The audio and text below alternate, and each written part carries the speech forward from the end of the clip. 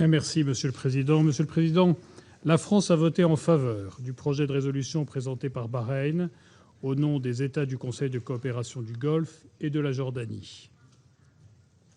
Nous avons soutenu et coparrainé ce projet avec près de 135 pays. 135 pays, c'est-à-dire une écrasante majorité des membres de notre organisation. Puissant message à l'Iran. Nous l'avons adopté parce qu'il porte une condamnation nécessaire par le Conseil de sécurité des frappes indiscriminées menées par l'Iran contre ses voisins régionaux depuis une dizaine de jours. Le Moyen-Orient, une fois encore, est plongé dans la guerre. Cette guerre, porteuse de risques graves pour la sécurité régionale, doit cesser au plus vite. Seul le respect du droit international et la diplomatie peuvent assurer de façon durable la sécurité et la stabilité de la région. Or, dans cette escalade et l'extension de cette guerre, l'Iran a pris une responsabilité majeure. Je ne m'étendrai pas ici sur les responsabilités liées aux menaces de long terme que fait peser l'Iran sur la région et sur le monde, qu'il s'agisse des risques de prolifération liés à son programme nucléaire, du développement de son programme balistique ou du soutien à ses milices qu'il appuie, finance et entraîne dans la région. Le Conseil reste saisi de ces menaces et doit appliquer les régimes de sanctions qu'il a adoptés pour répondre à certaines d'entre elles. Nous reviendrons notamment sur les menaces relatives au programme nucléaire et balistique iranien lors de la réunion sur le comité 1737 qui doit se tenir prochainement. En faisant le choix dès le 28 février d'attaquer ses voisins, l'Arabie saoudite, Bahreïn, les Émirats arabes unis, la Jordanie, le Koweït, Oman, le Qatar, qui ne le menaçaient pas, l'Iran porte une responsabilité grave dans l'escalade actuelle. Plusieurs de ces États avaient même activement contribué dans les semaines précédentes à la reprise des négociations entre l'Iran et les États-Unis sur le dossier nucléaire et sont aujourd'hui frappés par les missiles balistiques et les drones iraniens. En bloquant le détroit d'Ormuz, l'Iran se rend aussi coupable d'une grave atteinte à la liberté de circulation maritime et prend en otage l'économie mondiale. Le régime iranien recherche l'extension et la prolongation du conflit parce qu'il voit dans cette stratégie de chaos sa meilleure chance de survie. Le Conseil se devait d'entendre la voix des États de la région et de condamner les frappes indiscriminées de l'Iran qui contribuent à l'escalade et compromettent la stabilité de la région ainsi que la sécurité du trafic maritime mondial. Monsieur le Président, nous nous réjouissons que le Conseil ait pu aujourd'hui adopter sans opposition la résolution 2817 et adresser ainsi un message fort à l'Iran pour l'appeler à mettre fin à ses activités déstabilisatrices contre ses voisins. L'Iran doit entendre ce puissant message de la communauté internationale et du Conseil de sécurité. Il doit cesser de nourrir l'escalade du conflit, se conformer à ses obligations internationales et entrer enfin dans des négociations sérieuses pour traiter les préoccupations liées à son programme nucléaire, à ses activités balistiques, ainsi qu'à son rôle régional.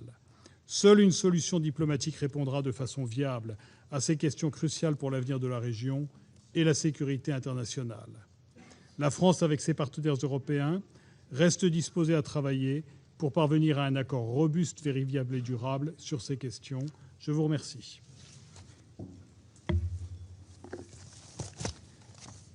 I thank the representative of France for the statement. I give the floor to the representative of the United Kingdom.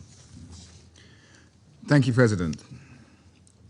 Colleagues, in adopting this resolution, the Council sends a clear message of condemnation of Iran's reckless attacks against the Gulf states and Jordan. It is right that this Council wholeheartedly condemns Iran's attacks, which pose a serious threat to our partners in the Gulf and to Jordan, and risk further regional and global conflagration. It is also right that the Council reiterates its support for the territorial integrity, sovereignty, and political independence of the Gulf states and Jordan. We welcome Bahrain's leadership on this important resolution, even as they continue to face attacks against civilian infrastructure, resulting in injuries and the loss of life. The United Kingdom is steadfast in our support for the security of the Gulf states and Jordan. we have been participating in coordinated regional defensive operations. We will continue to support them and have strengthened our capabilities in the region to increase our defensive support to our partners in the Gulf and beyond. But we want to see an end to these attacks. That is why we co-sponsored and voted for this resolution.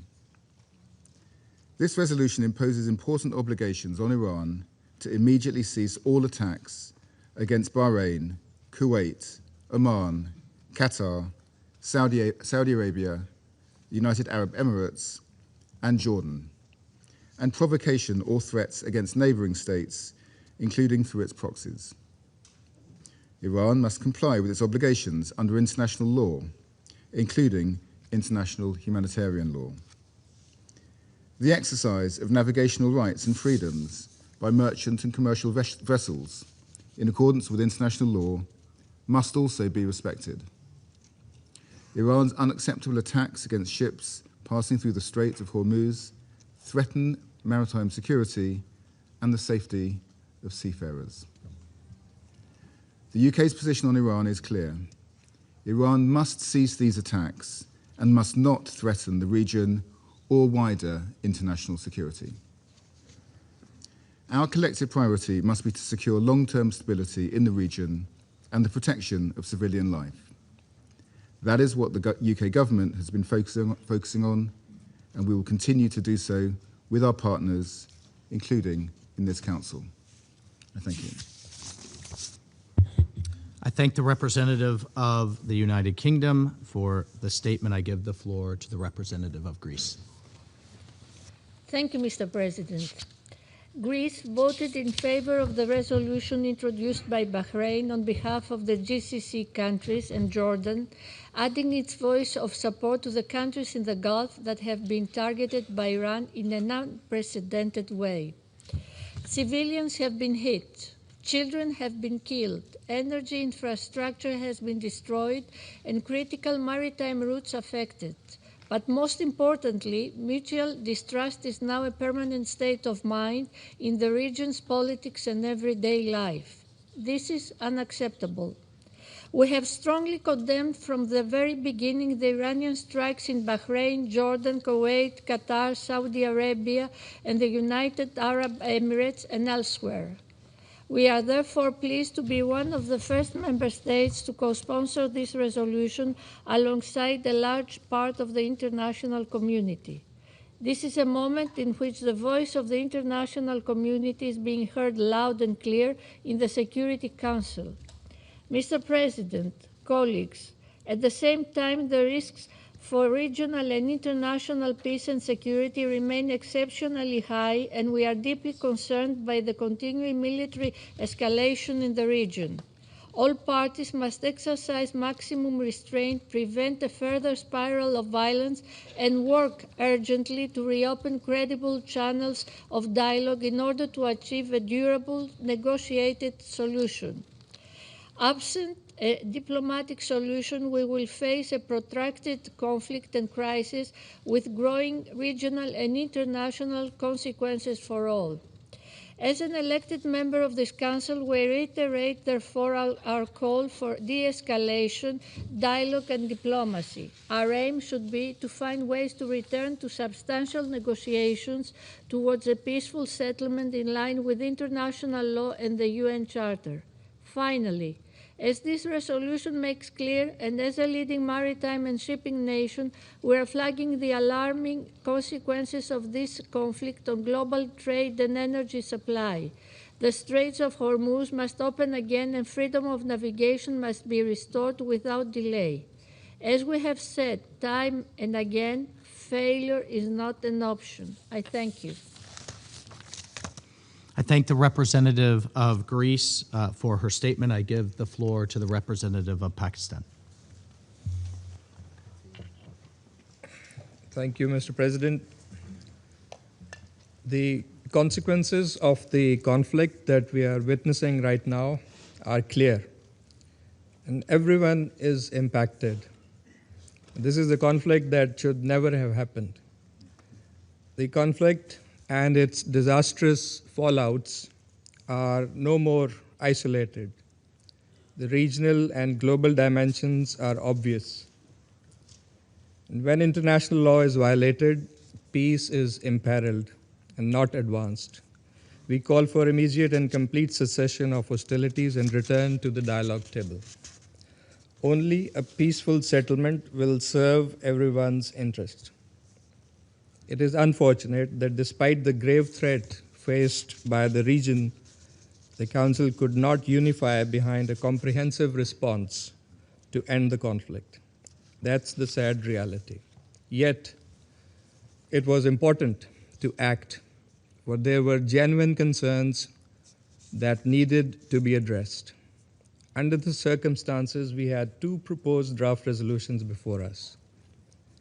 I thank the representatives of Bahrain and the Russian Federation for presenting the respective draft resolutions. And Pakistan supports both the draft resolutions. Our positive vote on the draft resolution introduced by Bahrain signifies the affirmation of Pakistan's strong solidarity with the brotherly countries of Bahrain, Kuwait, Oman, Qatar, Saudi Arabia, the United Arab Emirates, and Jordan. It also serves to underscore our condemnation of all the unwarranted attacks faced by them, especially those targeting civilians, civilian objects, and critical civilian infrastructure. I reiterate Pakistan's complete support for the territorial integrity, sovereignty, and political independence of all these countries. As demanded by the resolution just adopted, we hope that the attacks on their territory will cease immediately and the navigational rights and freedoms in the Strait of Hormuz will not be undermined.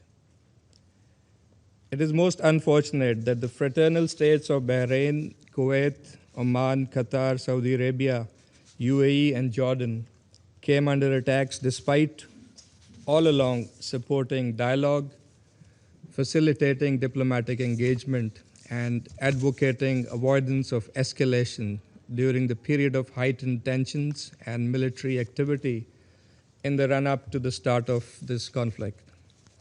These countries should not have had to face the worst consequences of war.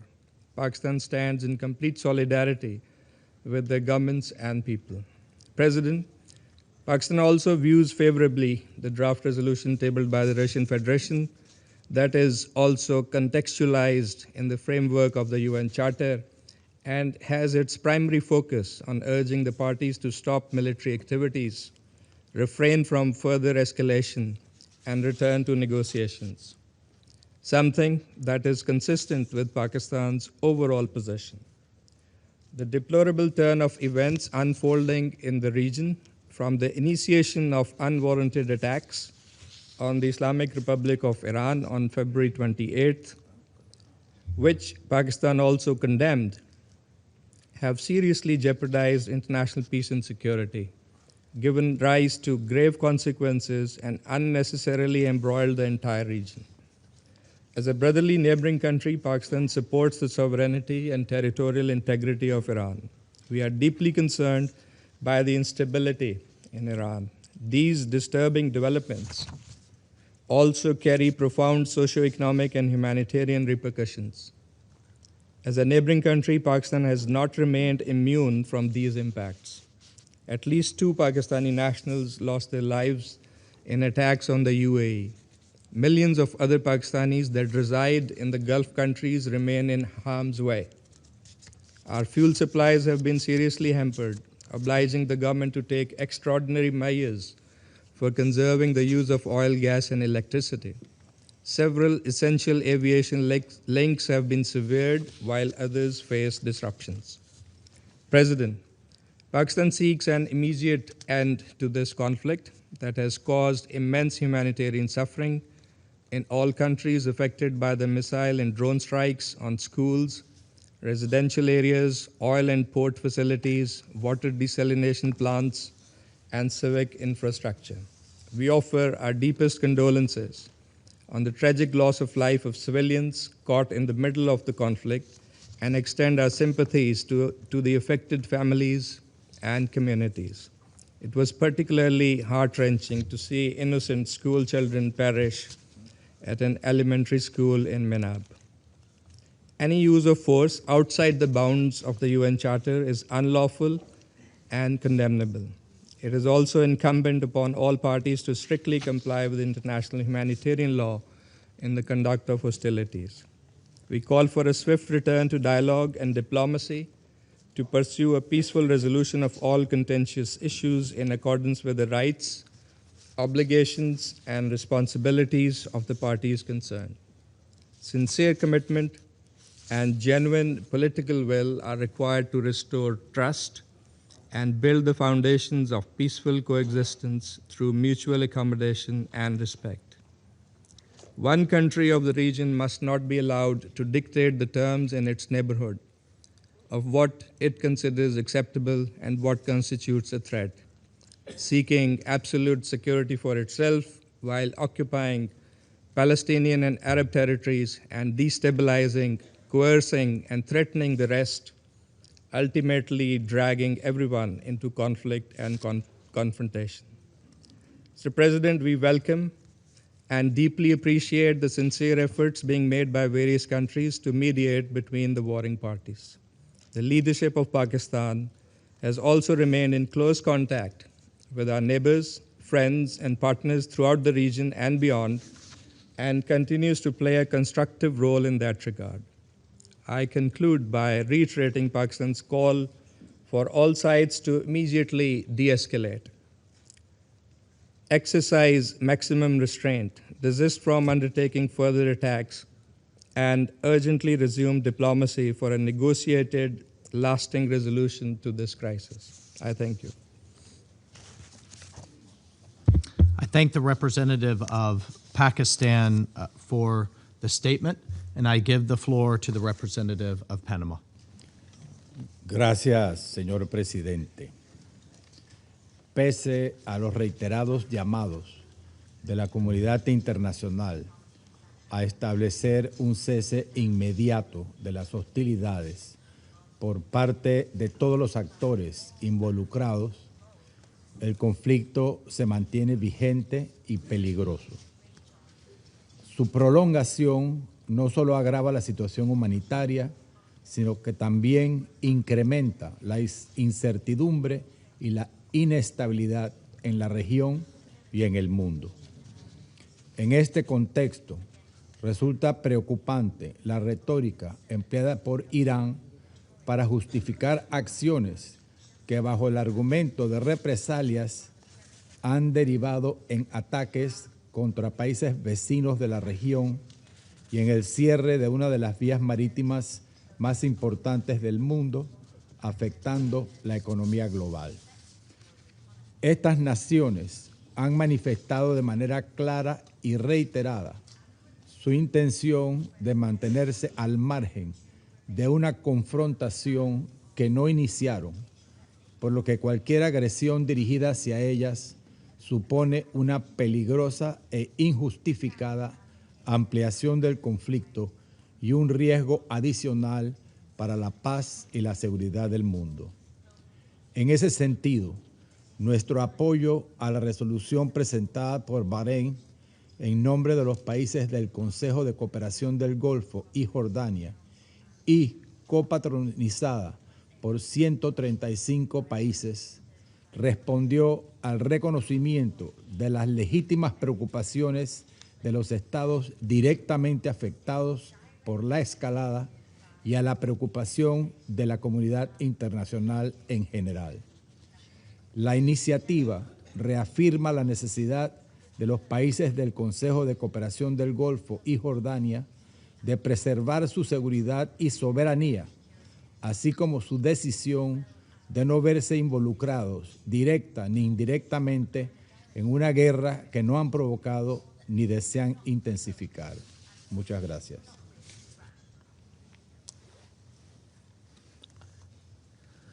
I thank the representative of Panama for the statement. I give the floor to the representative of China. 主席，当前海湾地区局势急剧升温，整个中东局势有可能被推向危险的深渊，中方对此深表关切。美国和以色列未经联合国安理会授权，在伊美谈判正在进行当中，对伊朗发动武力袭击，明显违反联合国宪章宗旨原则和国际关系基本准则。这场战争的缘起缺乏正当性与合法性，持续下去有百害而无一利。避免局势恶化的根源在于美以停止军事行动。同时，海湾阿拉伯国家的主权、安全和领土完整也应得到充分尊重。为此，我们不认同伊朗对海湾阿拉伯国家的攻击，谴责一切无差别攻击无辜平民和非军事目标的行为。中方支持海湾阿拉伯国家维护国家安全的正当诉求，赞赏和支持他们保持克制，支持地区国家继续致力于通过外交方式化解争端。中方高度重视巴林代表海合会国家和约旦提出的这份决议草案，完全理解海湾阿拉伯国家的重大关切，强烈敦促交战国切实尊重非交战国主权和安全。中方建设性地参与了磋商，遗憾的是，决议草案未能全面平衡反映冲突的根源和全貌。中方提出的合理建议没有得到充分采纳，因此中方不得不投下弃权票。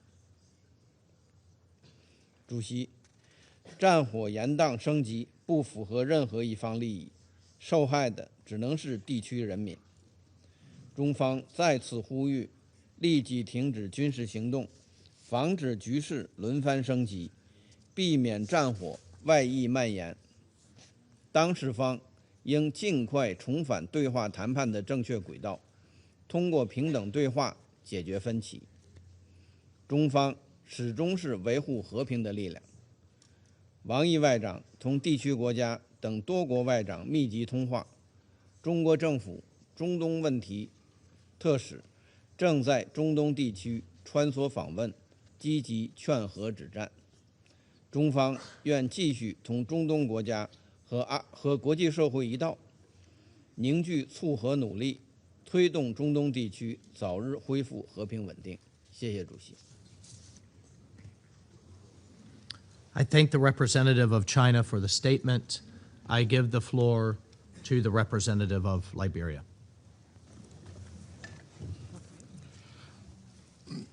Thank you, Mr. President. I have the honor to speak on behalf of the A3, the Democratic Republic of the Congo, Somalia, and my own country, Liberia. We voted in favor of this resolution. Our decision reflects our principled commitment to diplomacy, dialogue, de-escalation, and respect for international law as the only viable path to peace and stability in the Middle East. The A3 remains gravely concerned by the continued missile and drone attacks directed against the sovereign territories of Bahrain, Kuwait, Qatar, Saudi Arabia, Jordan, and the United Arab Emirates, just to name a few.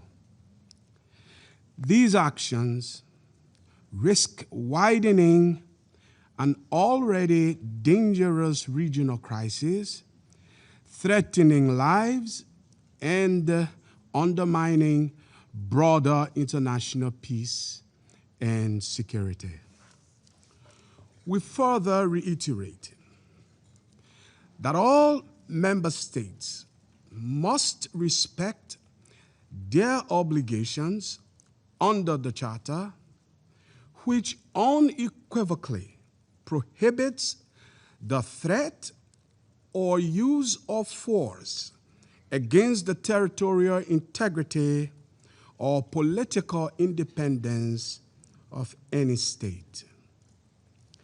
The A3 underscores that this Council must not endorse interpretations of Article 51 that expand the right of self-defense beyond these core principles or that risk eroding long-standing constraints on the use of force.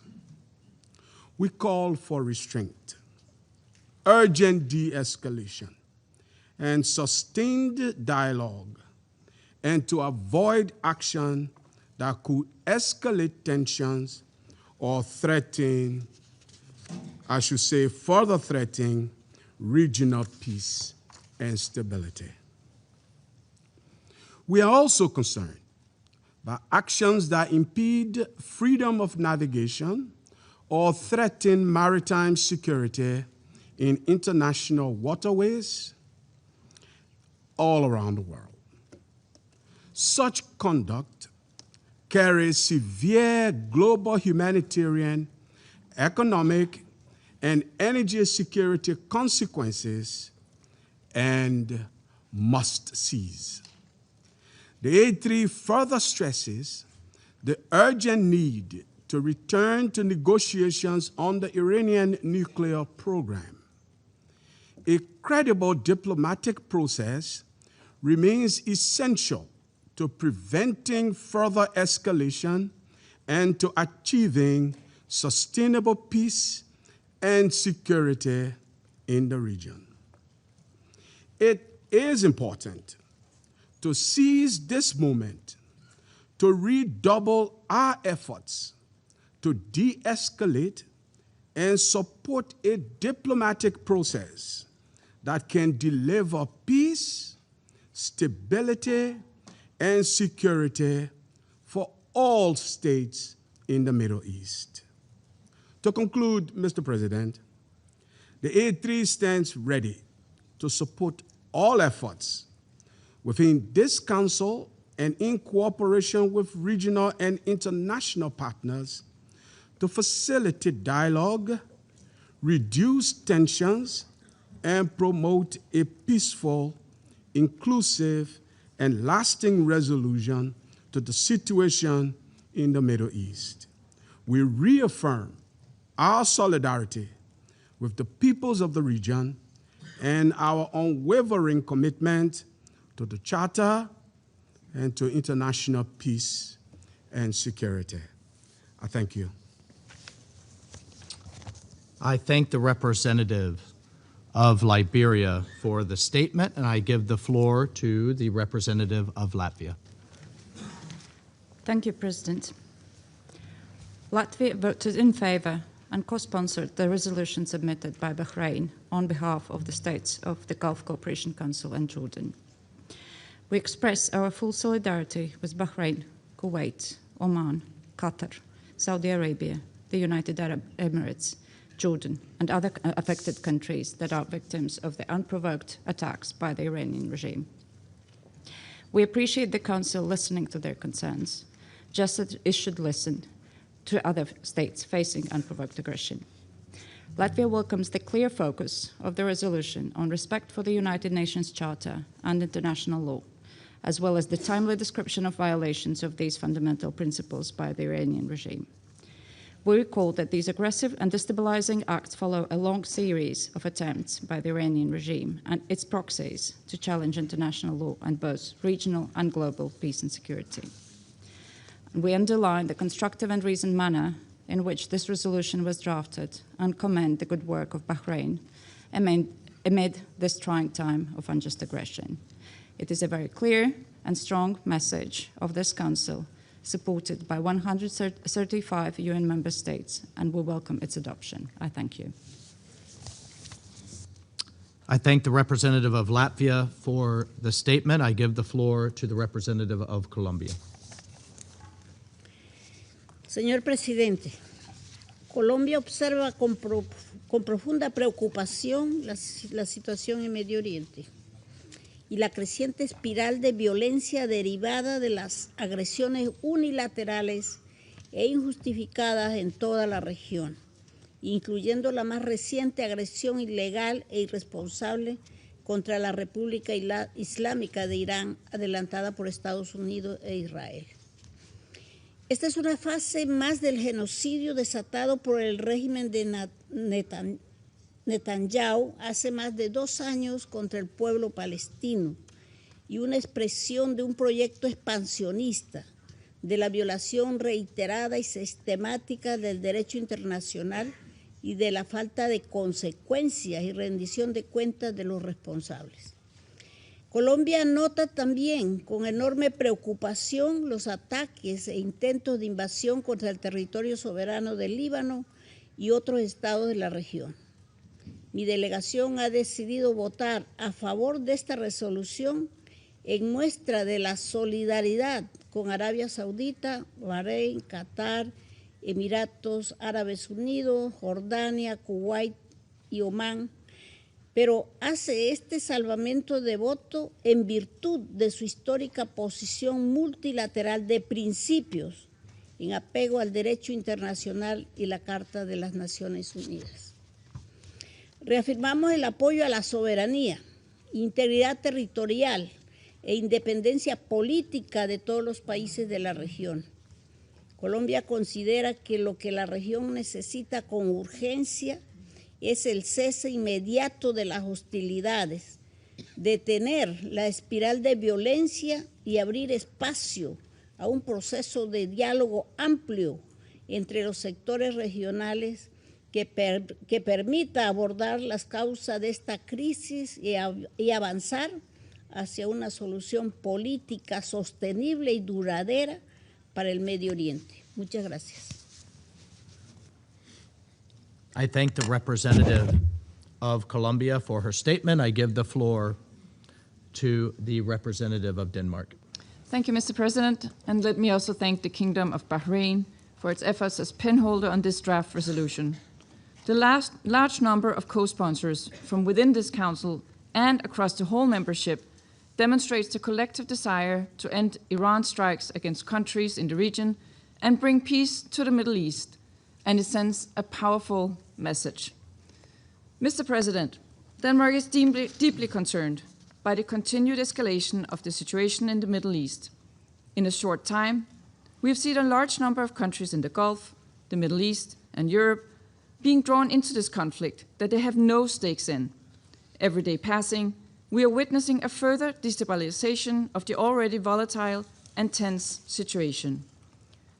We call for maximum restraint, protection of civilians, and respect for international law, including international humanitarian law. We call for diplomatic efforts to reduce tensions. Denmark strongly condemns Iran's continued attacks on countries in the region. We express our full solidarity with all the countries concerned.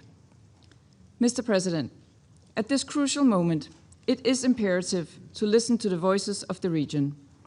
Iran must immediately cease its attacks and respect the sovereignty and territorial integrity of all states, and ensure maritime security and respect for the freedom of navigation. This is why Denmark co-sponsored and voted in favor of this resolution, which we are pleased the Council has adopted. Denmark remains committed to safeguarding peace, security, and stability in the Middle East. I thank you. I thank the representative of Denmark for the statement. I give the floor to the representative of the Russian Federation. Господин председатель, Российская Федерация воздержалась при голосовании по предложенному Бахрейном проекту резолюции, поскольку он носит крайне несбалансированный характер и не отвечает целям поддержания международного мира и безопасности. Хотим сразу оговориться. Мы с пониманием и с сожалением относимся к ситуации, в которой сегодня находятся ближневосточные страны. Более того, Россия считает неприемлемыми удары по территории и особенно по объектам гражданской инфраструктуры арабских государств Персидского залива. Руководство нашей страны и лично президент Путин с первых дней подключились к усилиям по деэскалации и прекращению кровопролития как в Иране, так и вокруг него. Однако говорить об атаках по странам региона в отрыве от первопричин нынешней эскалации, а именно агрессии Соединенных Штатов и Израиля против Исламской Республики Иран, невозможно и несправедливо. К глубокому сожалению, принятая только что резолюция выдержана именно в таком предвзятом и одностороннем ключе. В ней перепутаны причинно-следственные связи. Если ее прочитает несведущий в международных делах человек, то у него неизбежно возникнет впечатление, будто Тегеран по собственной воле и злому умыслу совершил ничем не спровоцированное нападение на арабские страны. Атаки по территории самого Ирана, не говоря уже о тех, кто за ними стоит и их осуществляет, в документе не то что не обсуждаются, они просто обходятся стороной. И Совет Безопасности только что под этим подписался. Не упоминается и то, что власти в Тегеране неоднократно подчеркивали, что их ответные действия направлены не против стран региона, а против расположенных на их территории американских военных объектов и инфраструктуры и являются законными целями в рамках права Ирана на самооборону в соответствии со статьей 51 Устава ООН. Нельзя не отметить, что Вашингтон своими агрессивными действиями, по сути, попросту подставил государство залива. Американцы проигнорировали их неоднократные просьбы не использовать территорию арабских стран для проведения военных операций против Ирана. По информации из открытых источников, Соединенные Штаты активно задействуют в этих целях пункты постоянного базирования своих вооруженных сил, в первую очередь в монархиях Персидского залива, причем не в оборонительных или разведывательных, а в наступательных целях. На официальном сайте американского центрального командования еще 28 февраля со ссылкой на его главу Брэда Купера сообщалось, что высокоточное оружие по иранской территории было запущено не только с воды и воздуха, но и с суши. Очевидно, что речь могла идти только о территории соседних с Ираном стран. Ни для кого не секрет, что американская база в Бахрейне является штаб-квартирой и мозговым центром 5-го флота США, который выступает основной ударной силой против Ирана. База ВВС США Принц Султан Саудовской Аравии – это основной пункт техобслуживания американской авиации в регионе. Крупнейшая военно-воздушная база Улюдейт, расположенная в Катаре, может быть использована не только в качестве важнейшего элемента глобальной системы ПВО США и НАТО, но и для размещения ударных истребителей, бомбардировщиков и заправщиков, а также подавления ПВО и целенаведения. Для этих же целей и сбора разведывательной информации подходит и база Аль-Дафра в Объединенных Арабских Эмиратах.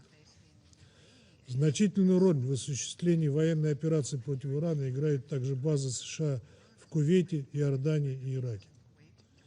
Все это использует Иран в обосновании своих ударов по американским военным объектам в арабских странах. Безусловный императив защиты гражданских лиц и инфраструктуры в условиях нынешнего конфликта в принятой резолюции также подан весьма однобоко. Удары по мирным жителям и объектам недопустимы ни при каких обстоятельствах и ни в одной стране. Ни в Иране, ни в Бахрейне, ни в Иордании, ни в Катаре, ни в Кувейте, ни в Омане, ни в Саудовской Аравии, ни в Объединенных Арабских Эмиратах, ни в Израиле. Однако из проекта СС АГПЗ можно сделать вывод, что по мирным гражданам Ирана как будто бы никто и не бил. Будто не было чудовищного удара по школе для девочек в Минабе, в результате которого погибло почти 200 детей. будто не было циничного убийства верховного лидера Ирана Айталы Али Хаменеи, будто не было ударов по объектам мирной ядерной и нефтяной инфраструктуры, грозящих обернуться катастрофическими последствиями, причем не только экономическими, для жителей не только Ирана и соседних стран, но и государств за пределами Ближнего Востока. Авторы проекта попросту предлагают нам закрыть глаза на эти противоправные действия и неспровоцированную агрессию против Ирана со стороны США и Израиля. С самого начала работы над текстом Российская Федерация наряду с китайскими коллегами последовательно доводила эти озабоченности до арабских государств. Мы озвучивали их в ходе неформальных консультаций, а также предоставили авторам и всем остальным членам Совета наши письменные замечания и предложения. В конкретном плане мы предложили авторам следующее. Во-первых, призвать все стороны нынешнего конфликта к прекращению ударов. Во-вторых, осудить удары не только по странам залива, но и по территории Ирана, а также выразить сожаление в связи с атаками на гражданские объекты, которые привели к гибели мирных жителей, и верховного лидера Исламской Республики Иран, и солидарность с народом Ирана в это трудное для него время. В-третьих, потребовать от всех государств отказа от провокаций и любых действий, которые могли бы привести к дальнейшему раскручиванию спирали эскалации. Дополнительно выступили за подтверждение необходимости урегулирования любых споров мирными средствами и сбалансированное указание на то, что право на самооборону в соответствии с Уставом ООН есть не только у арабских государств, но и у Ирана. При этом, несмотря на принципиальную позицию нашей страны, в частности, категорическое осуждение агрессивных действий Соединенных Штатов и Израиля, мы старались выдерживать наши правки в предельно сдержанном ключе, не называя инициаторов нынешнего кризиса по имени. При работе над документом мы руководствовались всего одним соображением – объективностью. Однако авторы проекта резолюции попросту проигнорировали позицию России и Китая. Наибольшее разочарование у нас вызывает отказ внести в текст проекта к политико-дипломатическому регулированию конфликта. Причем сделано это было безапелляционно и без каких-либо пояснений, будто мы говорили в пустоту. Считаем такой подход к работе над продуктами Совета Безопасности ООН неконструктивным, безответственным, неприемлемым и неподобающим для ответственного члена Совета. Господин председатель, принятие подобной резолюции не способно привести к достижению мира в регионе Ближнего Востока. Оно лишь усугубит разногласия между ключевыми игроками в регионе. Опасаются, что страны СС АКПЗ в погоне за осуждением Ирана могут перечеркнуть все достижения последнего времени по восстановлению добрососедских отношений с Тегераном, а также на долгие годы отдалить перспективу формирования пространства общей безопасности для всех стран региона. Более того, положительное решение Совета по данному документу может трактоваться недобросовестными игроками и прежде всего теми, кто развязал эту войну, как благословение на продолжение агрессивных действий против Ирана. Призываем всех членов ООН осознать это. Благодарю вас. I thank the representative of Russia for the statement. I shall now make a statement in my capacity as the representative of the United States. Colleagues, as we woke this morning, civilians, families, children were trapped, sheltering in bunkers all over the Middle East. They were wondering if the only thing they could count on today were more missiles and more drones from the Iranian regime. They could not be certain whether they would have the support of the international community. They couldn't be certain if they would have the support of the United Nations Security Council, which frankly, in years past, has failed to speak out about Iran's consistent and grotesque violations of international law. Well, to the people under the barrage and the constant bombardment of the Iranian regime, the UN Security Council stands with you. 135 countries stand with you.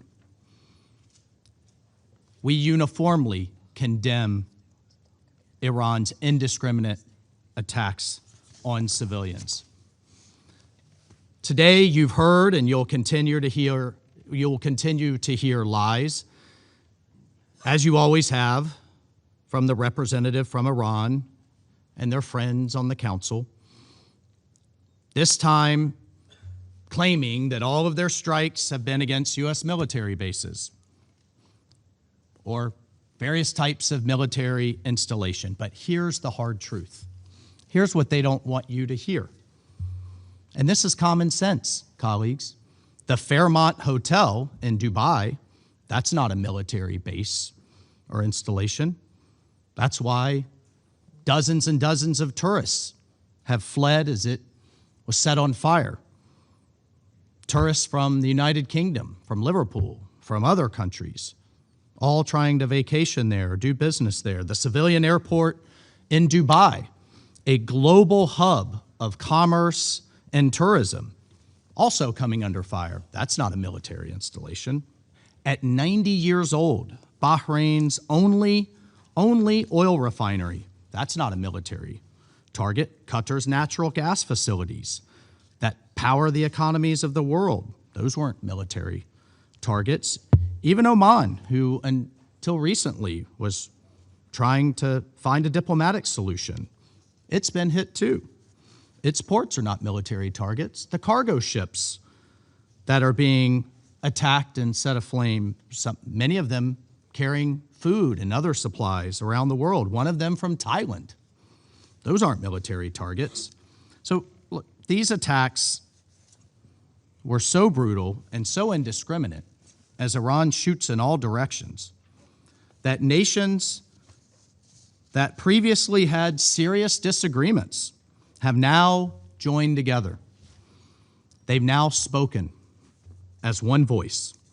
Iran's strategy of sowing chaos, of trying to hold their neighbors hostage, trying to shake the resolve of the region, has clearly backfired, and that was shown by this vote today. The Kingdom of Bahrain, itself a victim of these attacks, drafted this resolution, led the negotiations on this resolution. Our allies and partners from across the region, Jordan, Kuwait, Oman, Qatar, Saudi Arabia, Syria, and the United Arab Emirates supported it, as well as a UN Security Council record number of co-sponsors, 135, and we read every one of them today so that the entire world could hear it. This is exactly what the United Nations should be about. Today's action is a direct and unequivocal statement from the Gulf countries condemning the brutality of the Iranian regime, whose practice of targeting civilians and civilian infrastructure is reprehensible, and the entire world is calling it out for what it is. Iran is indiscriminately attacking innocent families and civilians living in countries spanning Saudi Arabia, the UAE, Bahrain, Kuwait, Qatar, Oman, Cyprus, Azerbaijan, Jordan, Iraq, and Turkey. All have felt the consequences of Iran's missiles, drones, and attacks. This council and the international community must speak plainly and be honest with the world about Iran's long history of undermining international peace and security, and for decades, and we all know this, Iran has supported terrorist violence against civilians around the world, and as we all just saw in recent months, massacred its own people. In order to maintain its iron grip on power, the Iranian regime exported instability abroad, turning neighbors like Lebanon, Syria, Iraq, Yemen, and Gaza into battlegrounds and leaving them no hope of peace or prosperity. Earlier today in this council, I challenge any one of you, anyone in the world, to show me a country that is better off because of Iran's intervention and instability. This is why the UN has voted in resolution after resolution that the Iranian regime must never and can never have a nuclear weapon. And by constantly refusing to comply with international safeguards that all of our countries support, Iran's nuclear program was barreling towards a nuclear disaster. The IAEA made clear that there was no reason to have nearly 1,000 pounds of 60% highly enriched uranium unless you wanted to build a nuclear bomb. And no one in this chamber can be surprised by Iran's promise of death to Israel, death to America, and with nuclear weapons, death to the world. And at an emergency meeting in January, not long ago, we raised the Islamic Republic of Iran's decades-old campaign of repression, subjecting its young and old alike to violence, torture, and censorship. Colleagues, the Iranian regime's abuses are a stain for all who tolerate it, drawn from the blood of their victims. President Trump and his team exhausted every attempt at diplomatic negotiations. He sought peace and to end 47 years of hostility and attacks, while Iran only sought more missiles, more drones, and a pathway to nuclear Armageddon. President Trump has drawn his red line here. Iran crossed it once again, and now the world is facing the consequences. And these consequences that the United States does not bring alone. We are grateful to our partners, Bahrain, who have bravely pushed this resolution forward. We are grateful to the 135 countries that co-sponsored it, and we will never hesitate to hold the Iranian regime to account for its continuing threats to international peace and security. I thank you. I will now resume my duties as Council President. The representative of Bahrain has asked for the floor to make a further statement. شكرا سيد الرئيس، وعذرا على أخذ الكلمة مرة أخرى. أود أن نعرب عن الأسف لما تضمنه أو لما تضمنته كلمة سعادة المندوب الدائم لروسيا الاتحادية عن دول مجلس التعاون. وأود أن أوضح أن دول مجلس التعاون هي من قامت بالعديد من الوساطات والجهود الدبلوماسية، ولم تكن يوما أراضي تصدر عنها أي اعتداءات، ولم تستخدم ضد أي دول أخرى. وأنا أتحدث إليكم الآن وصفارات الإنذار تدوي في منطقتنا وعلى دولنا. لذلك فالادعاءات الإيرانية يكذبها الواقع، فالضربات لا تزال متوالية وموجهة إلى المواقع المدنية والحيوية وتجاه المدنيين. وشكرا سيد الرئيس. I thank the representative of Bahrain for the statement. The Council is ready to proceed to the vote on the second draft resolution before it. I now give the floor to those members of the Council who wish to make statements before the vote. I give the floor to the representative of the Russian Federation. Господин председатель, мы сегодня уже обозначили неконструктивный характер только что одобренной резолюции с осуждением ударов Ирана по территории стран региона, выдержанной в однобоком ключе, и дополнительное разъяснение представителя Бахрейна нас в обратном не убеждает.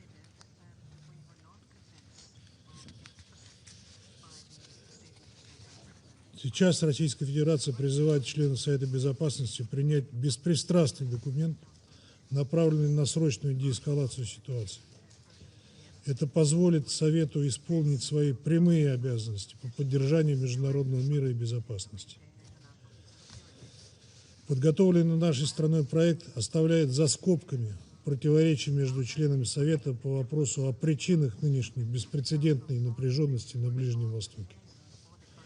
Он носит прямой, простой и недвусмысленный характер и содержит 4 постановляющих пункта. Первый. Призыв ко всем сторонам конфликта немедленно прекратить боевые действия и воздержаться от любых шагов, которые могли бы привести к дальнейшей эскалации в регионе и за его пределами. Второй. Категорическое осуждение любых ударов по мирным жителям и гражданским объектам и привлечение внимания к обязательствам сторон в соответствии с международным правом, включая международное гуманитарное право. Третье. Указание на важность обеспечения безопасности всех, без исключения, государств региона. Четвертый. Настоятельный призыв ко всем сторонам немедленно вернуться за стол переговоров. Убеждены, что упомянутые элементы в полной мере отражают мнение членов Совета Безопасности в связи с текущими событиями, в том числе озвученные в ходе заседания Совета 28 февраля. При этом при подготовке проекта мы сознательно не стали упоминать ни одну из сторон. Мы прекрасно отдаем себе отчет в том, что такой подход сделал бы невозможным достижение консенсуса и, как следствие, помешал бы скорейшему направлению Советом принципиально важного сигнала о необходимости немедленной деэскалации и сдержанности всех конфликтующих сторон. В ходе работы над проектом Российская Федерация распространила документ под письменные комментарии членов Совета и провела очные неформальные консультации. Отмечаем, что ни одна делегация не озвучила каких-либо возражений или озабоченностей в отношении самого текста. В этом контексте мы рассчитываем, что все коллеги продемонстрируют ответственность и выступят в поддержку российского проекта, который может стать своевременным и крайне необходимым шагом для политико-дипломатического регулирования ситуации на Ближнем Востоке. Благодарю вас.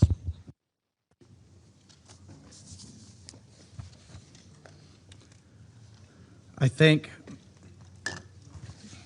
the representative of the Russian Federation for his statement. I shall now put to the vote the draft resolution contained in document S/2026/159 submitted by the Russian Federation.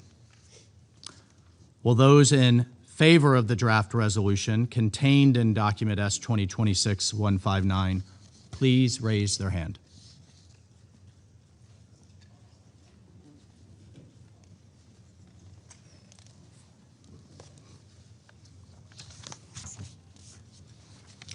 Those against?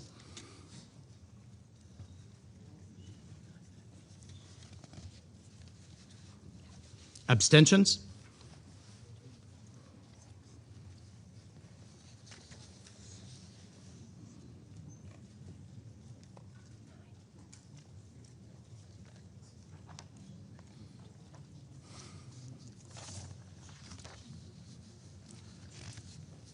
The result of the voting is as follows: 4 votes in favor, 2 votes against, 9 abstentions.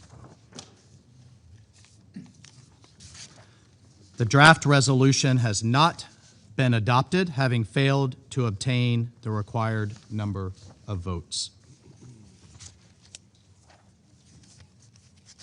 I now give the floor to those members of the council who wish to make statements after the vote. I give the floor to the representative of the United Kingdom. Thank you, President. The United Kingdom's priority is restoring regional stability in the Middle East as soon as possible and preventing this crisis escalating further. Iran's ongoing reckless attacks against countries across the region threaten to expand the conflict. That's why the UK voted in favour of the resolution tabled by Bahrain, condemning Iran's attacks against the territories of its neighbours. That text was grounded in the facts and backed by the region, responding directly to the needs of our partners in the Gulf and Jordan.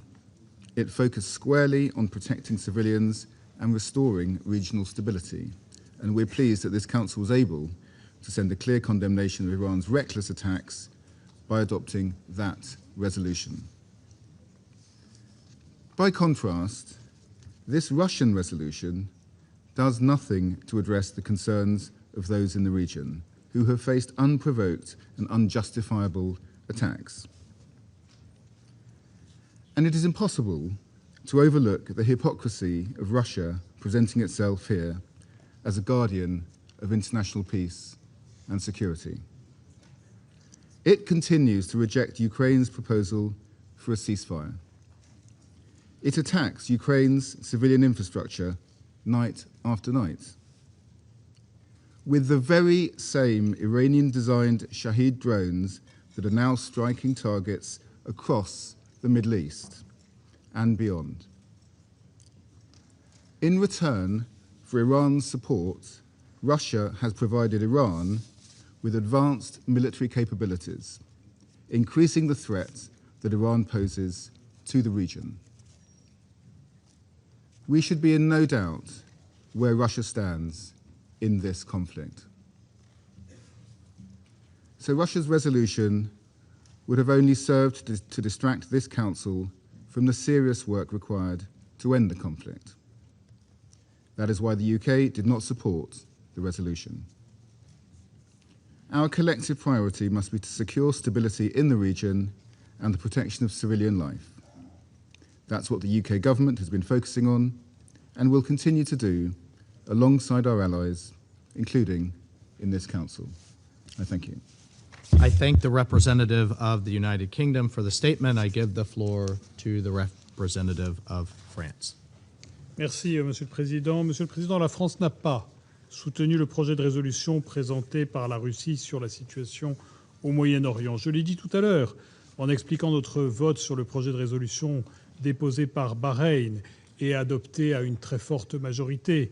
La France est profondément préoccupée par la prolongation de la guerre au Moyen-Orient. Nous partageons la conviction exprimée par de nombreux membres de ce Conseil que l'escalade militaire n'est pas dans l'intérêt de la région, que le respect du droit international est la condition sine qua non de la stabilité à long terme et que les hostilités doivent cesser au plus vite. Nous appelons également à la préservation des vies civiles et au respect du droit international humanitaire. Monsieur le Président, quoi qu'il se réclame des intentions les plus louables, le projet de texte initié par la Russie ne constituait pas une base viable pour rassembler le Conseil et apporter à cette crise la réponse que les circonstances exigent. Le résultat du vote en témoigne d'ailleurs. En effet, ce projet de résolution ne disait rien de la responsabilité écrasante prise par l'Iran dans l'escalade actuelle, y compris en conduisant des attaques indiscriminées et injustifiées contre ses voisins régionaux qui ne le menaçaient pas. L'intervention de la Fédération de Russie pour justifier son vote sur la résolution 2817 a d'ailleurs marqué une forme de compréhension de ce pays pour les frappes iraniennes. Or, l'Iran fait peser des menaces depuis des années sur son environnement régional et sur la paix et la sécurité internationale. Il le fait à travers le réseau des milices qu'il finance, commande et entraîne dans la région, à travers ses programmes de missiles balistiques et son programme nucléaire dont l'Agence internationale de l'énergie atomique n'est pas en mesure de garantir le caractère pacifique. Et ceci, rappelons-le, dans le contexte de sa négation pure et simple, absolument inacceptable, de l'existence même d'Israël. La stabilité de la région ne pourra être durablement garantie si ces menaces ne sont pas traitées. Monsieur le Président, c'est par la diplomatie et par elle seule que la sécurité et la stabilité de la région pourront être assurées sur le long terme. Pour que la diplomatie puisse prévaloir, il faut que l'Iran entende le message de la résolution 2817, qu'il accepte d'entrer dans des négociations de bonne foi pour aboutir à un encadrement négocié de ses programmes nucléaires et balistiques, ainsi que de ses activités régionales. La France continuera de se mobiliser pour parvenir à une telle solution négociée. Je vous remercie. I thank the representative of France for the statement. I give the floor to the representative of China. 主席，俄罗斯提出的决议草案重申联合国宪章宗旨和原则，敦促各方立即停止军事行动，谴责所有针对平民和民用设施的袭击，鼓励各方回归外交谈判轨道，内容原则平衡。中方表示欢迎和支持，对决议草案未获通过感到失望和遗憾。这是一场本不应发生的战争，也是一场对各方都没有好处的战争。中东的历史反复告诉世人，武力不是解决问题的方法，兵戎相见只会增添新的仇恨，酝酿新的危机。当务之急是立即停止军事行动，防止战火升级蔓延，尽快重回对话谈判。中方将继续为争取和平做出努力。谢谢主席。I thank the representative of China for his statement. I give the floor to the representative of Bahrain. سيد الرئيس، تود مملكة البحرين أن تتقدم بخالص الشكر والتقدير إلى روسيا الاتحادية الصديقة على مبادرتها بتقديم مشروع القرار المتعلق بالتصعيدات الخطيرة في منطقة الشرق الأوسط، وتثمن هذه المبادرة التي تعكس حرص روسيا الاتحادية على الإسهام في تناول التطورات المتسارعة في المنطقة. وفي الوقت الذي تقدر فيه مملكة البحرين هذه الجهود، فقد صوتت بالامتناع عن دعم مشروع القرار المطروح، نظرا لكونه جاء بصيغة عامة لا تعكس بصورة كافية طبيعة التصعيد العسكري الخطير الذي تشهده المنطقة في الآونة الأخيرة نتيجة للاعتداءات الإيرانية غير المبررة والتي تستحق الإدانة، التي طالت بلادي ودول مجلس التعاون لدول الخليج العربية والمملكة الأردنية الهاشمية في انتهاك واضح لمبادئ حسن الجوار واحترام سيادة الدول وخرق جسيم لأحكام القانون الدولي وميثاق الأمم المتحدة. وانطلاقا من مسؤولياتها كدولة معنية بشكل مباشر بتطورات الأوضاع في المنطقة، فقد فضلنا إعطاء الأولوية لمشروع القرار الذي تقدمنا به باسم دول مجلس التعاون لدول الخليج العربي والمملكة الأردنية الهاشمية، والذي يسعى إلى تناول التطورات الراهنة بصورة أكثر تحديداً وواقعية، بما يعكس طبيعة التحديات الأمنية التي تواجهها دول المنطقة. وفي هذا السياق تعول مملكة البحرين على دعم المجتمع الدولي لمشروع للقرار الذي تقدمنا به واعتمده مجلس الأمن، ونعرب عن امتناننا العميق لجميع الدول الأعضاء بالأمم المتحدة مرة أخرى والتي شاركت في رعاية هذا القرار، والتي بلغ عددها 135 دولة، حيث أن هذا الدعم الواسع من المجتمع الدولي يعكس إدراكا جماعيا لخطورة العدوان الإيراني الغاشم الذي تعرضت له مملكة البحرين ودول مجلس التعاون لدول الخليج العربية والمملكة الأردنية الهاشمية خلال 12 يوما الماضية. وشكرا سيد الرئيس. I thank the representative of Bahrain for the statement. I give the floor to the representative of Denmark. President, Denmark abstained on the draft resolution presented by Russia today, as Denmark does not consider that the Russian Federation introduced this resolution in good faith. The resolution put forward by the Kingdom of Bahrain represent a genuine effort to respond to the concerns of the region and contribute meaningfully to de-escalation in the Middle East. That resolution, which the Council has just adopted, has a clear operational focus guided by the region, which should be the direction of our collective efforts.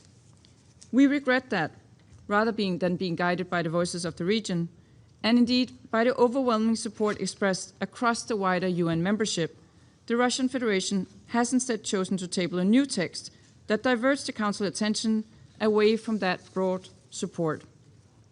It is well known that Iran for years has been destabilizing factor in the region and beyond. Now, the regime in Tehran continues its destructive behavior by attacking countries in the region, including civilians and civilian objects, disrupting maritime security, and threatening regional stability, international peace and security, and the global economy. None of this is reflected in Russia's draft resolution. For this reason, Denmark did not support the resolution presented by Russia today. I thank you. I thank the representative of Denmark for the statement. I give the floor to the representative of Latvia. Thank you, President. Latvia voted against the resolution submitted by the Russian Federation for the following reasons. Latvia unequivocally supports the fundamental principles of the Charter of the United Nations recalled in this text, including the prohibition of the use of force against the territorial integrity or political independence of any state, as well as the international law, including international humanitarian law, protecting civilians and civilian infrastructure. And we share the deep concern regarding the current escalation of hostilities in the Middle East and beyond. However, we could not support the presented draft, as it was tabled by a permanent member of this Council, which itself is violating daily for years the very principles it now calls upon others to respect. The aggression, use of force against territorial integrity and political independence, continued attacks against civilian infrastructure and civilians carried out by Russia in Ukraine stand in total contradiction to the commitments invoked in this draft. It is cynical and represents hypocrisy of the highest order.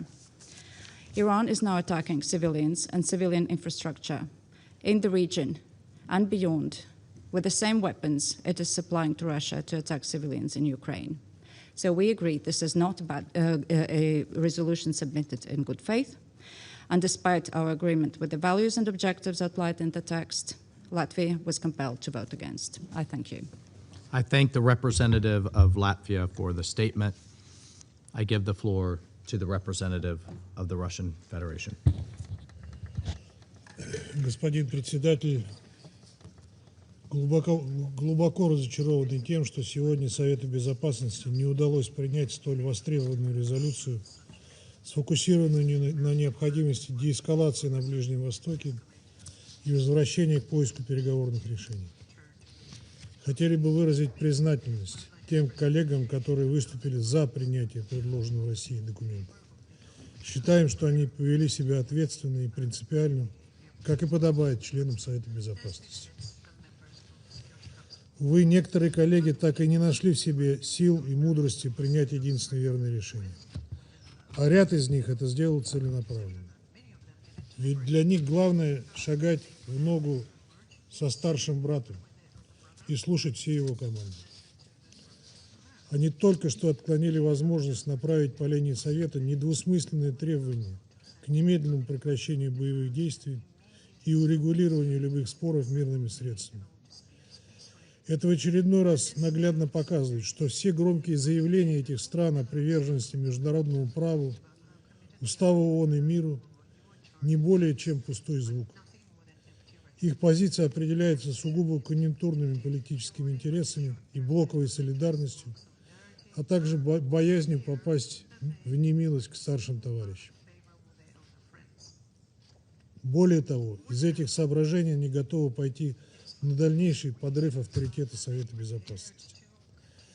Весьма показательно, что ни одна из выступивших против или воздержавшихся делегаций так и не смогла объяснить, чем именно не устроил их подготовленный нами текст.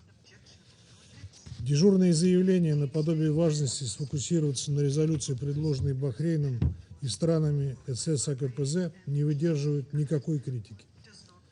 Российский проект никоим образом не противоречил документу стран региона и не содержал никаких взаимоисключающих по отношению к нему элементов. Поэтому подобные слова – это не более чем нелепая попытка оправдаться за боязнь выступить в поддержку инициативы, сколь бы взвешенной и деполитизированной она ни была, а только потому, что она невыгодна истинным зачинщикам кровавых событий на Ближнем Востоке. Еще более опасно, если за их решением скрываются иные геополитические цели. Ответственность за любые негативные последствия на Земле, которые может повлечь за собой недобросовестность и безответственность некоторых членов Совета, лежит целиком и полностью на них. Это голосование лакмусовая бумажка и, простите за выражение, проверка на вшивость. Нам любопытно, неужели те страны, которые не поддержали эту резолюцию, не понимают, насколько жалко они выглядят? Мы уже говорили, что это даже не двойные стандарты. Это сюрреализм, зазеркалье и театр абсурда. Да и вообще просто позор. Мы теперь будем постоянно напоминать вам об этом, когда в иных ситуациях вы будете выдавать себя за поборников международного права. Вне зависимости от исхода сегодняшнего голосования, Россия продолжит прилагать все возможные усилия для скорейшего прекращения конфронтации на Ближнем Востоке и урегулирования любых противоречий мирными средствами. Будем всячески содействовать странам региона и другим сторонам конфликта. Рассчитываем на аналогичный подход со стороны здравомыслящих и конструктивно настроенных государств-членов. Благодарю вас. I thank the representative of Russia for the statement. I shall now make a statement in my capacity as the representative of the United States. Colleagues, the Russian Federation knew it did not have the votes to adopt its resolution today, yet it insisted on proceeding to a vote. And once again, Russia is acting here at the Security Council to protect its partner, Iran.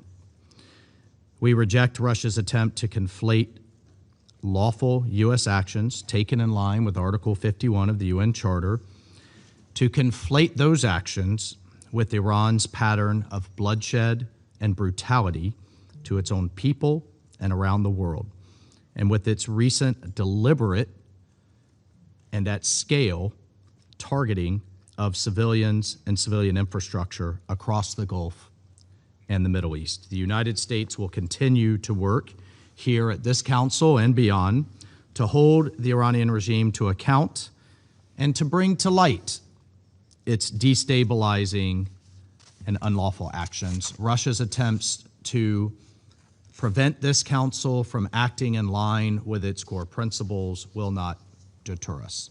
I thank you, and I resume my function as president of the council. And I now give the floor to the representative of Iran under Rule 37. In the name of God, the compassionate and merciful, colleagues, at the outset, I must express our profound regret over the Council's action today. This is a deeply regrettable day for the Security Council and for the international community. Today's adoption is a serious setback to the Council's credibility and leaves a lasting stain on its record. Today's action represents a blatant misuse of the Security Council mandate in pursuit of the political agendas of the certain members. The very state responsible for the brutal war of aggression against my country, the regime of the United States, sits on the other side of this chamber as President of the Council, abusing its position while obstructing every effort to bring an end to this barbaric war against the Iranian people and preventing the Council from fulfilling its charter-based responsibilities. Let me make it clear. This resolution is a manifest injustice against my country, the main victim of a clear act of aggression. It distorts the realities on the ground and deliberately ignores the root causes of the current crisis. The very purpose of this biased and politically motivated text, which was pushed by Israeli regime and the United States, is clear: to reverse the roles and position of victims and aggressors. It rewards the regimes of the United States and Israel, which have violated the UN Charter and committed acts of aggression. In doing so, it established impunity and sent a wrong message to the international community, emboldening the aggressors to commit further crimes. Accordingly, we do not recognize the Council's action today. We consider it unjust and unlawful, inconsistent with the United Nations Charter and international law, and an action that completely disregards the established principles governing determination of acts of aggression and breach of the peace.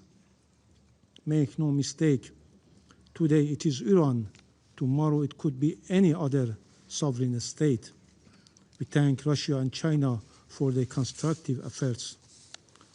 Those members that voted in favor of this resolution, particularly the European members of the Council, including France, United Kingdom, Greece, Denmark, and Latvia, have demonstrated that their repeated claims of defending the UN Charter and the principles of international law are nothing more than empty words and hollow rhetoric.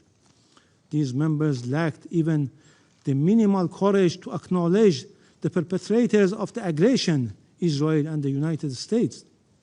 While concerning the violation of the Charter and international law and speaking of the international peace and security, by deliberately ignoring the flagrant violation of the most fundamental principles of the UN Charter, the prohibition of the use of force, these members have once again shown that for them, respect for the Charter and international law is selective and subordinate to political agenda.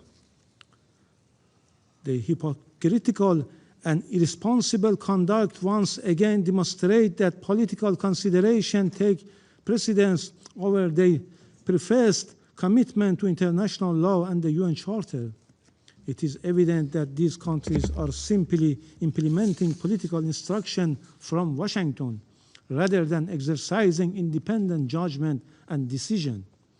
Regrettably, some members distorting the reality and facts on the grounds and made a cynical and blatant attempt to blame Iran and accuse and condemn Iran while ignoring the root causes of the current situation, whitewashing the US and Israeli heinous crimes and military aggression, especially the massacre of 170 school girls in Minab, as it was Iran that initiated this war.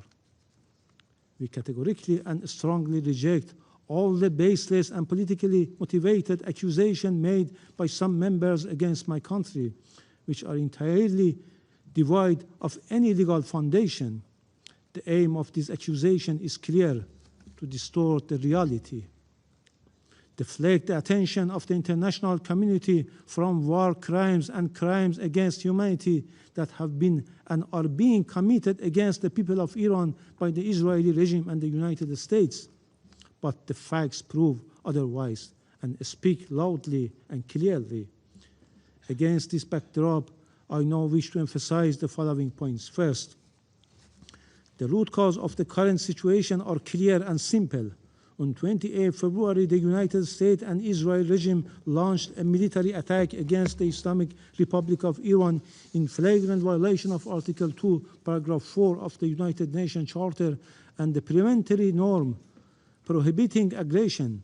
This is an illegal, illegitimate, and unprovoked war began with the cowardly terrorist assassination of the supreme leader of the Islamic Republic of Iran, the highest official of the sovereign member state of the United Nations, along with several senior state officials, and resulted in the deaths and injuries of thousands of civilians.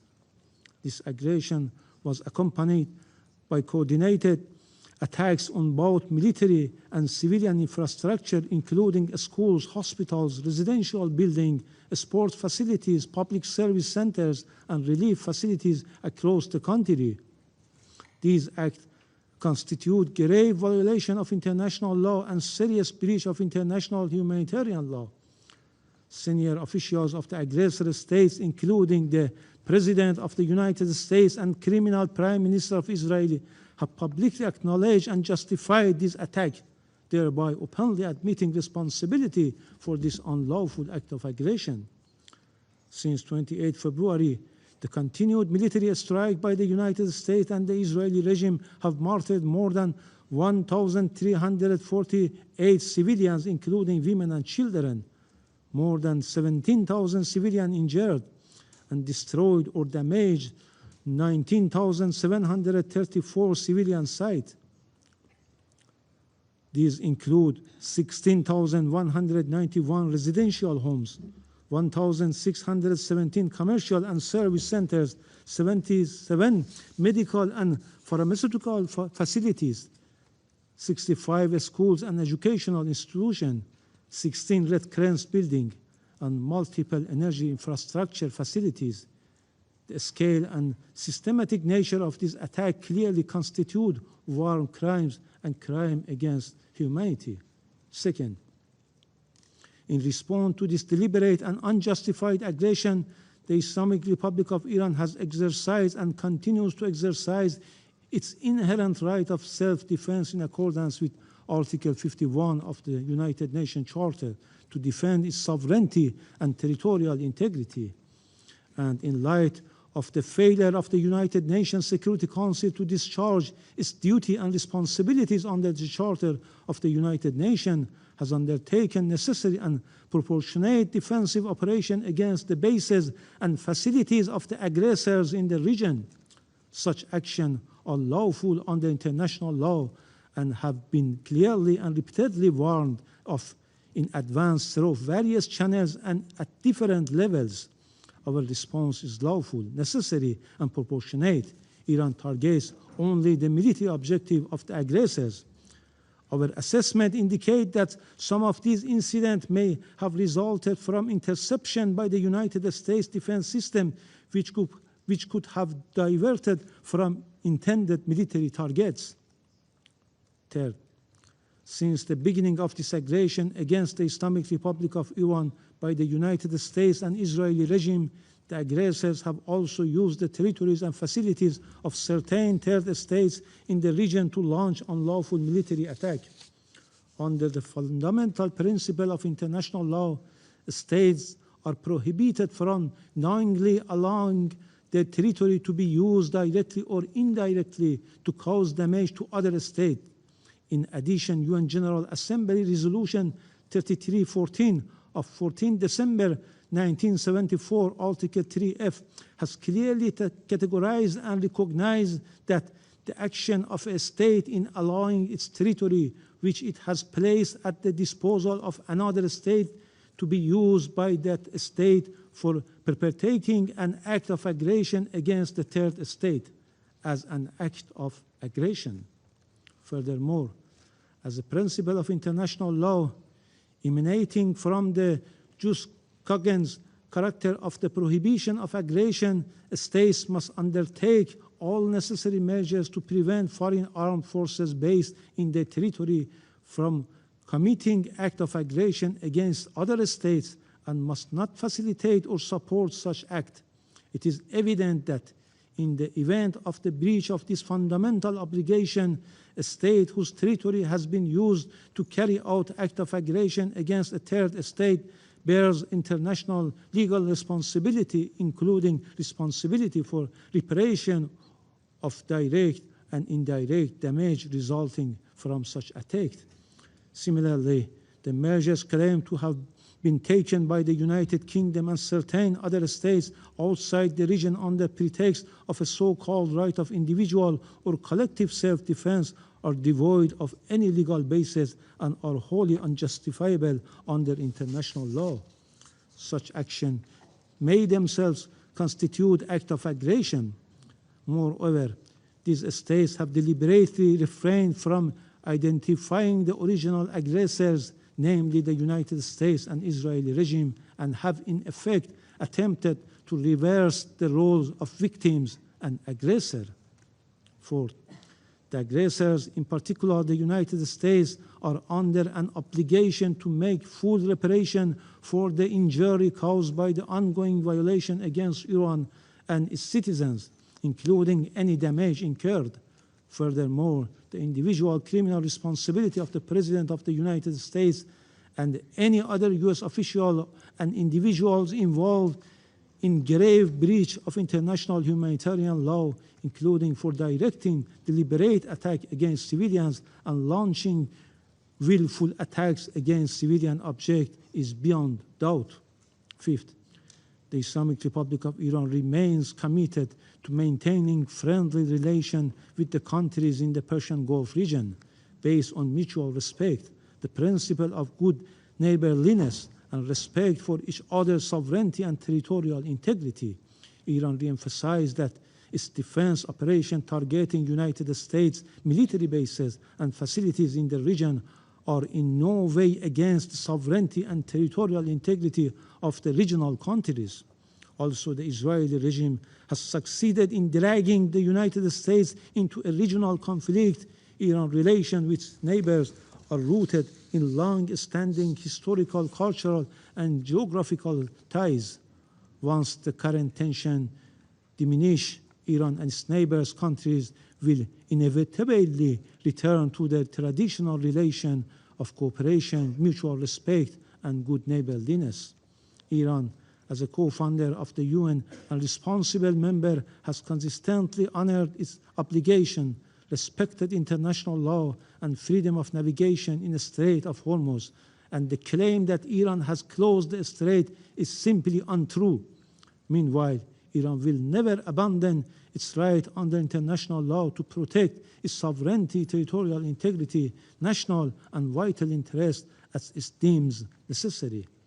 Sixth, the Council must confront the real source of the threat to the regional and international peace and security and act without delay to stop this bloody war against the Iranian people. It must compel the aggressors, the United States and Israel, to immediately cease all military attacks against Iran, including against civilians and civilian infrastructure, and ensure full accountability for these grave violations of international humanitarian law and war crimes. Thank you. The representative of Iran made a statement. I give the floor to the representative of Israel. Thank you, Mr. President. In the past day, the Iranian regime has fired missiles and drones not only at Israel, but across the region, at Israel, Saudi Arabia, the UAE, Qatar, Kuwait, Bahrain, Oman, Iraq, Jordan, Syria, Lebanon, Azerbaijan, Turkey, and Cyprus. And this is what the regime is doing before it has nuclear weapons. Imagine what it would do if it had them. This is not just about the joint US-Israel campaign. This is a regime attacking its neighbors. That is why we welcome the initiative of the Gulf Cooperation Council states condemning these attacks. Their message is clear. Targeting civilians is wrong. Targeting cities is wrong. And Iran must stop. But what we are seeing today did not begin 2 weeks ago for Israel. It did not begin on February 28. It did not begin last year during the 12-day war. It began all the way back in 1979, when the regime in Tehran made the destruction of the US and Israel parts of its mission, ideology.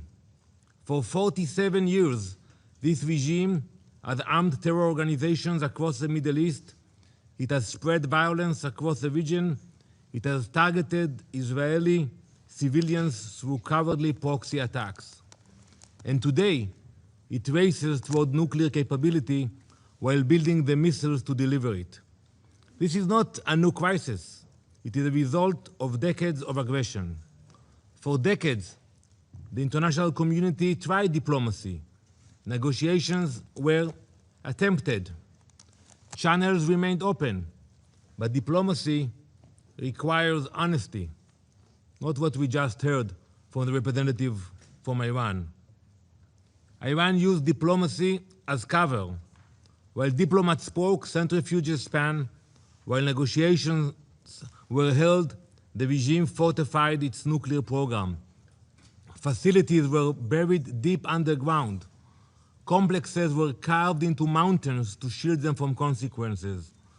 At the same time, Iran rebuilt its ballistic missile program. Before this joint operation began, Iran was again producing dozens of ballistic missiles every month. Missiles capable of carrying warheads weighing up to 1 ton.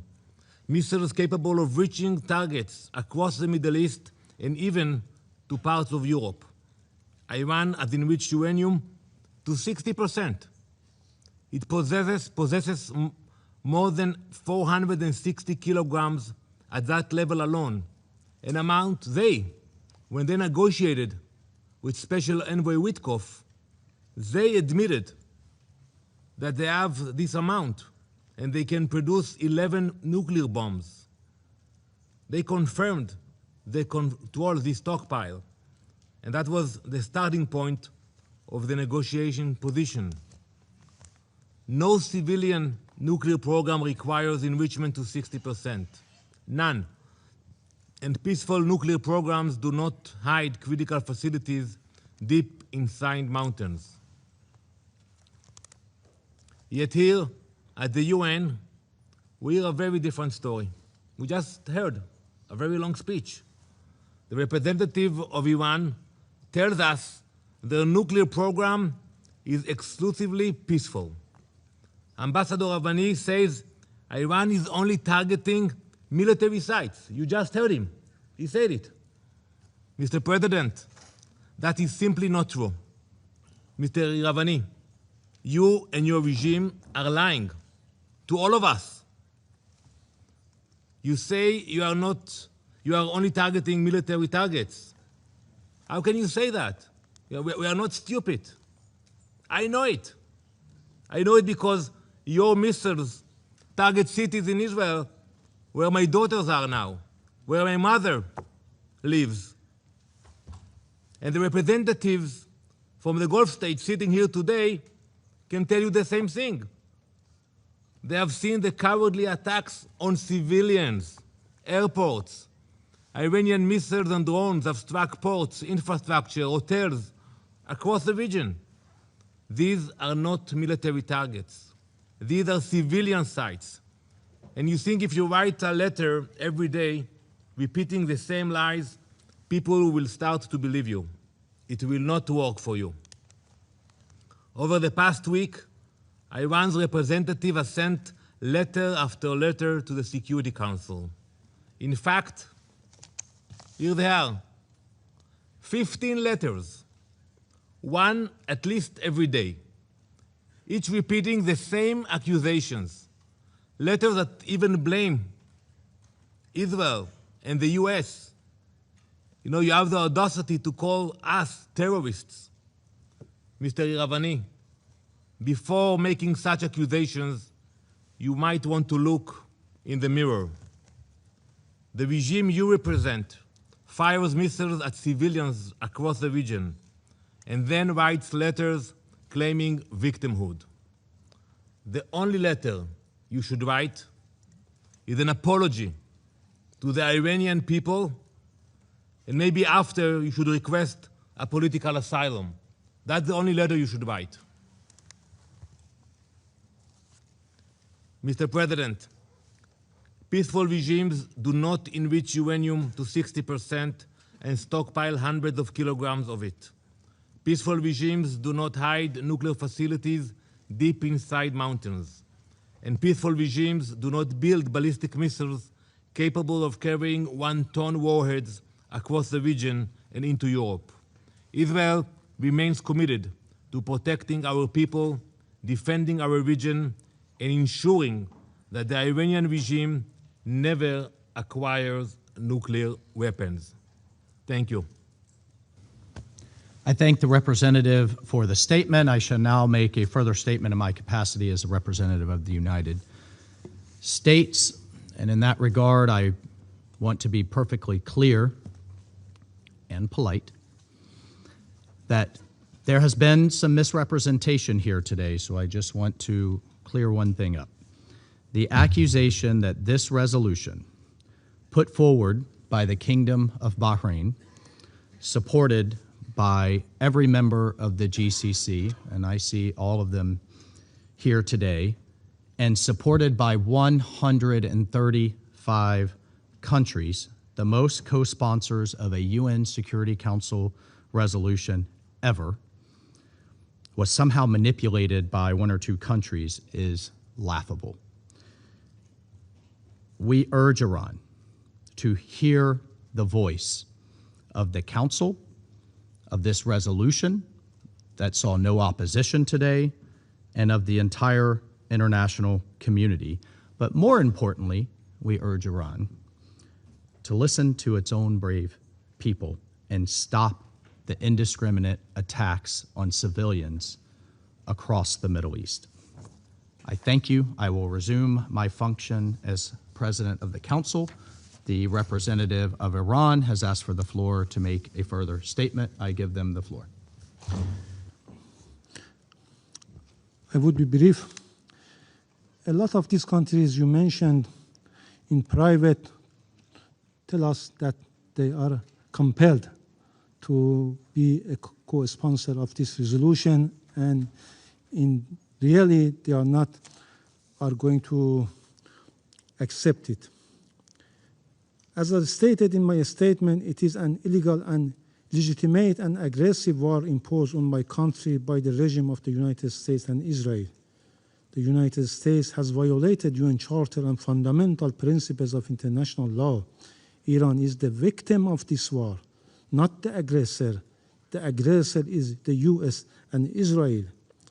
As long as the Security Council remains unable to fulfill its responsibility to maintain international peace and security, Iran has no choice but to continue to exercise its inherent right to self-defense, to safeguard and defend its sovereignty and territorial integrity, as well as vital interests.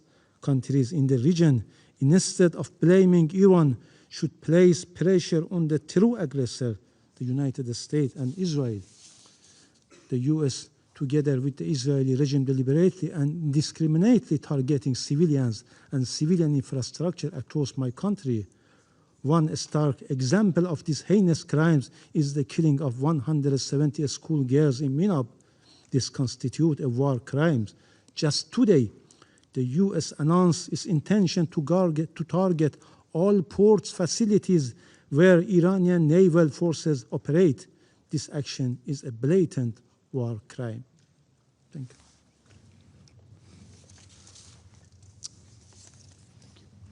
There are no more names inscribed on the list of speakers, and this meeting is adjourned.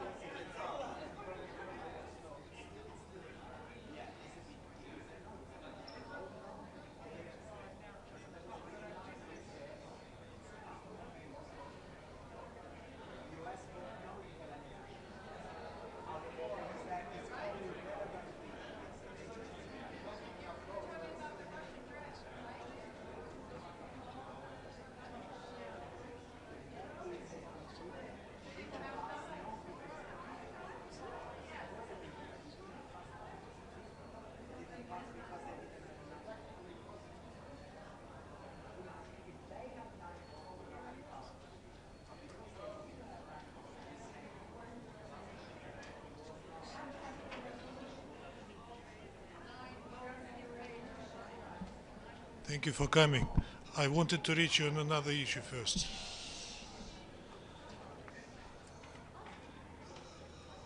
On another issue.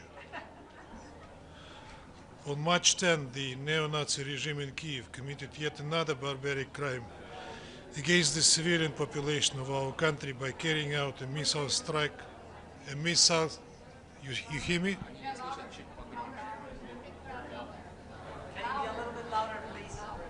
Louder?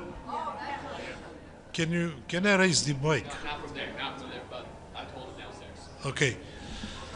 On March 10, the neo-Nazi regime in Kiev committed yet another barbaric crime against the civilian population of our country by carrying out a missile strike on Bryansk, a busy business district located in close proximity to multi-apartment residential buildings, children's goods stores, a university and other civilian infrastructure came under deliberate attack. As a result of this strike, 7 people were killed and 42 were injured. The expired head of the regime, Zelensky, speaking to the press, described this heinous attack as a successful operation and thanked the armed forces of Ukraine for their service. This is yet another striking example of the sheer cynicism with which the Kiev authorities treat attacks that claim lives of civilians. The strike was carried out with the use of at least 7 long-range British Storm Shadow missiles. It is entirely obvious, and we have repeatedly pointed this out, that such an operation would be technically impossible for the Ukrainian armed forces to conduct on their own. The use of advanced Western weaponry takes place only with the direct involvement of foreign specialists who guide the targeting. In addition, certain NATO countries provide the necessary intelligence data.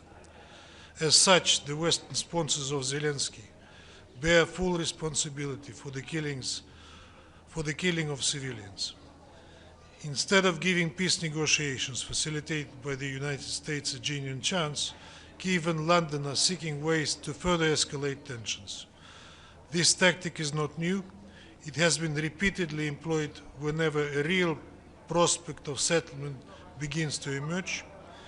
It is hardly a coincidence that the timing of this attack coincided with signals from Washington expressing hope that negotiations on the Ukrainian settlement have reached a turning point, I quote, and that achieving peace is entirely possible.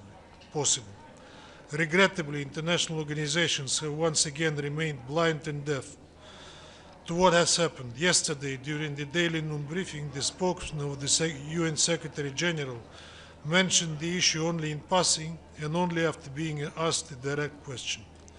Even then, he stated that he, I quote, hasn't seen that particular report, limiting himself to a general remark that UN is against such attacks. But where is clear and unequivocal condemnation of this crime? Where is the statement from the Secretary General himself?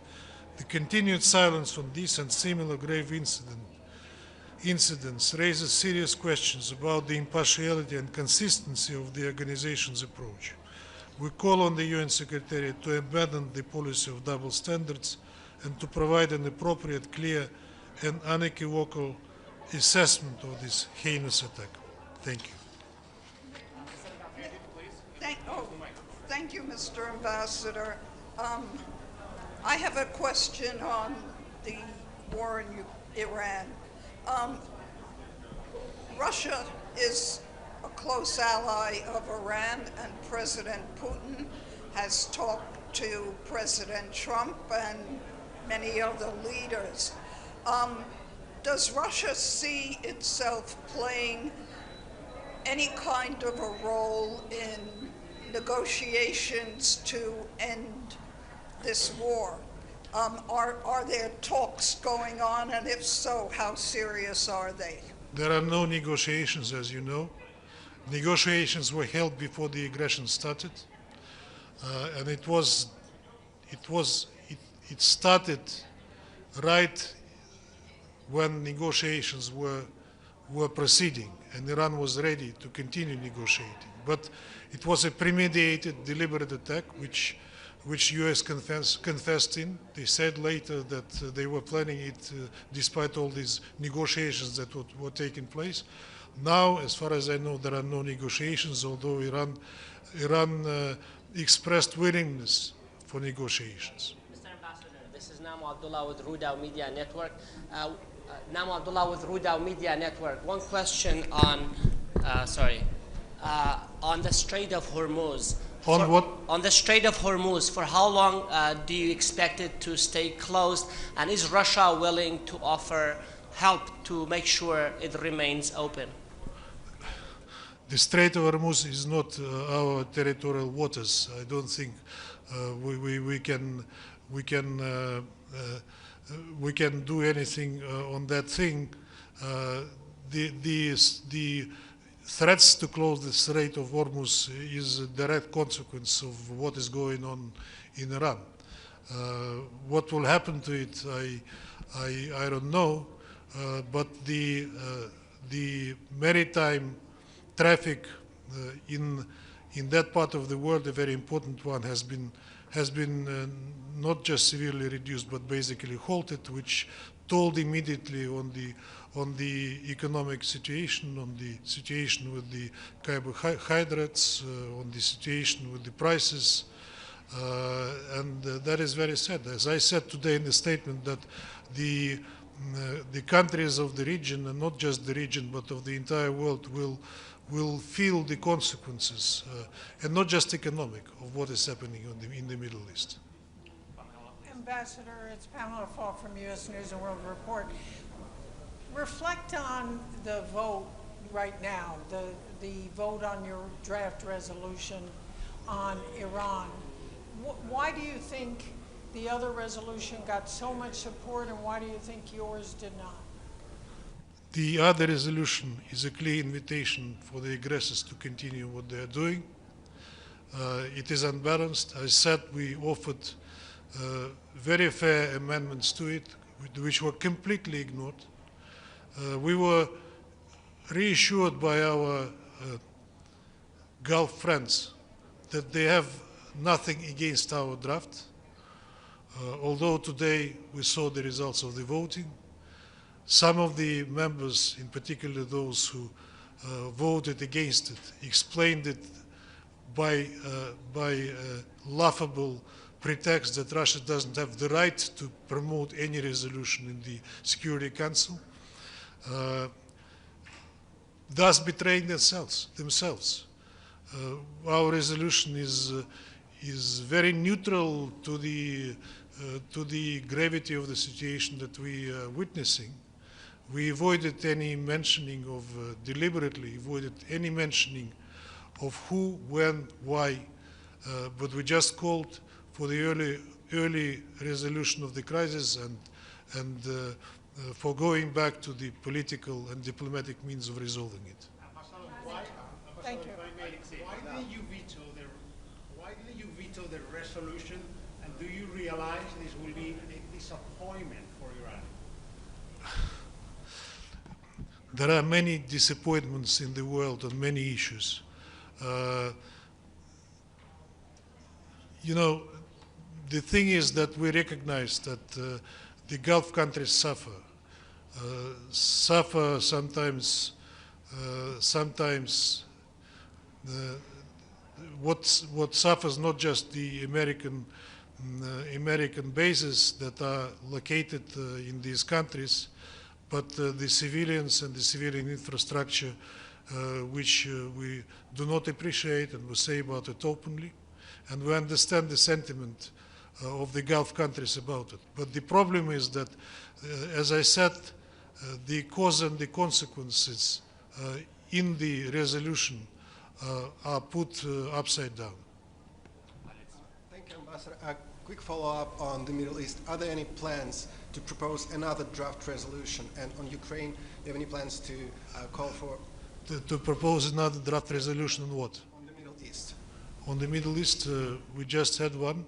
You saw the result.